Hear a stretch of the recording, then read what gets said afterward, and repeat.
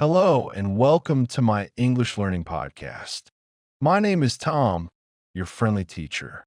Today, we will explore the world of questions. Making questions is important for communication. It helps you find information easily. Let us start with the most common word. The word is what? We use it for things and actions. For example, you can say, "What is your name?" This is a classic beginning for any conversation. Another example is, "What is your favorite color?" People love talking about their preferences.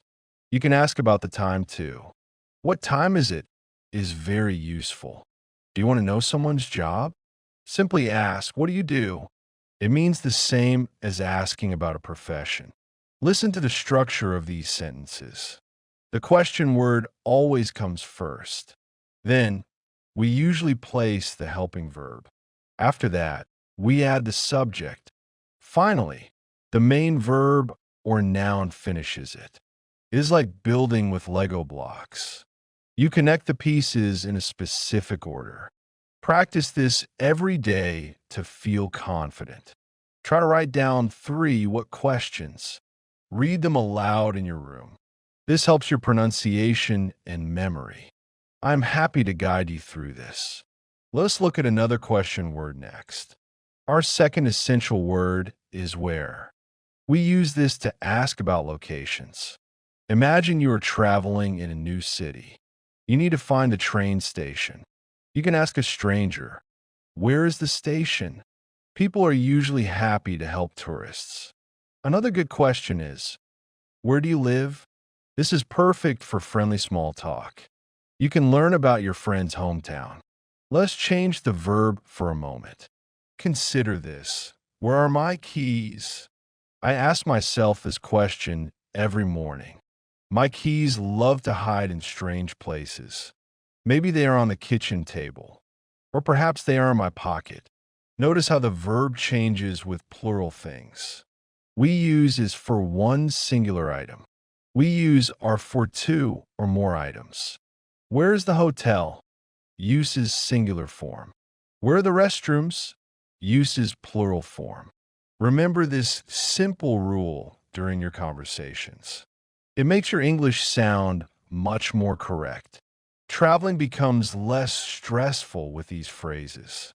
You can find any museum or cafe. Just combine where is with a place.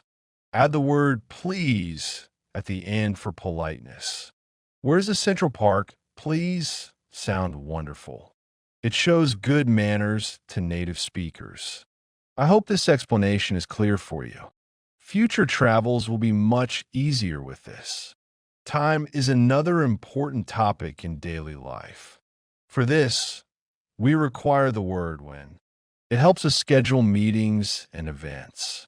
Think about your favorite English lesson. You want to ask, "When is the class?" The teacher will give you the exact hour. You can also ask about birthday celebrations.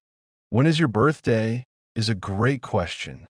It helps you remember special days for friends. Let's look at a dynamic verb example. "When do you wake up?" focuses on routine. Notice the helper verb do in that sentence. We use do for regular, repeated actions.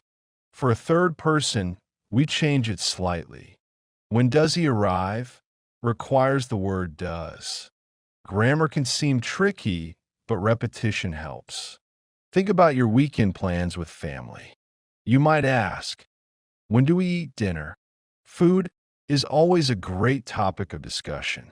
Another variation is, "When does the movie start?" Cinema lovers need this phrase before buying tickets. It avoids missing the beginning of the film. Write these examples in your personal notebook. Visual memory is a powerful learning tool. Speak the sentences while writing them down.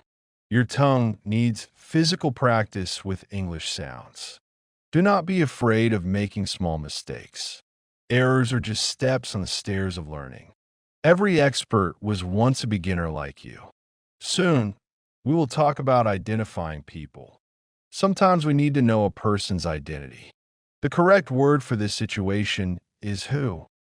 It focuses entirely on human beings, not objects. Imagine a knock on your front door. You naturally ask, "Who is it?" before opening. It is a matter of safety and curiosity. Look at a photograph with a colleague. Point to a person and ask, "Who is she?" Your colleague will tell you her name. Let us try an example with a verb. Who cooked this delicious dinner? Praises the chef. It shows appreciation for the person's hard work. Consider another useful, everyday question.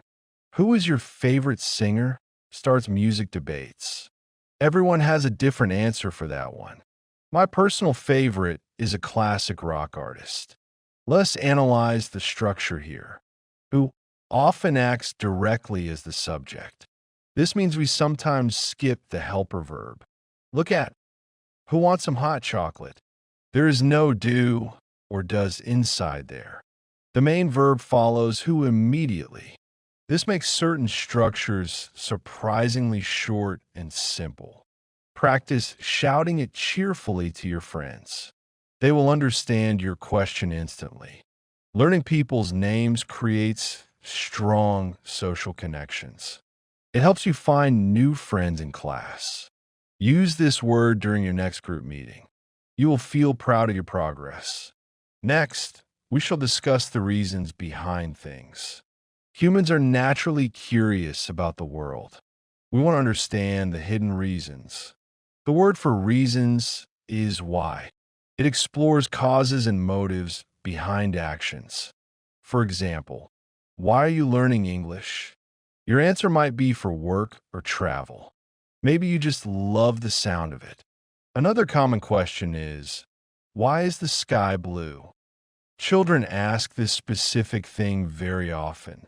It requires a scientific explanation about light physics. Let us look at an emotional example. Why are you smiling? Shares a happy moment. Perhaps you received some fantastic news today. Notice the answer format for these questions. We almost always start the reply with because. Why are you tired? Because I ran 5 kilometers. This pair fits together like a key and lock. Why opens the door, because gives the explanation. Never answer a why question with yes or no. That would sound very confusing to your partner. Give a real reason to satisfy their curiosity. Try asking yourself questions in the evening. Why was today a good day? Is excellent. It helps your English and your mental health. Finding positive reasons makes life much brighter. You're doing a fantastic job listening so carefully. Your dedication will definitely bring wonderful results. Keep moving forward with this positive energy. We have one final question category left. It describes the method or condition of things. Our final word for today is how. It explains the method of doing something. It also asks about the condition of health. You probably know the most famous greeting. How are you? Is used by millions daily. The standard polite response is, I am fine, thank you. Let's look at a transport question. How do you get to work? Asks about travel. You can answer, I take the bus or I walk. We can also combine how with adjectives. How old are you? Asks about a person's age. Be careful.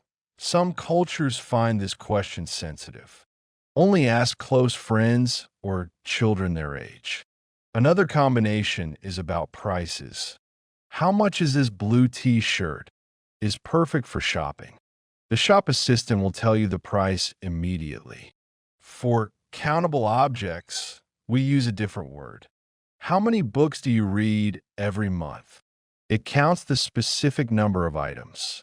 Look at the incredible variety of this single word. It serves many purposes in daily life situations. Review all 6 question words we covered today.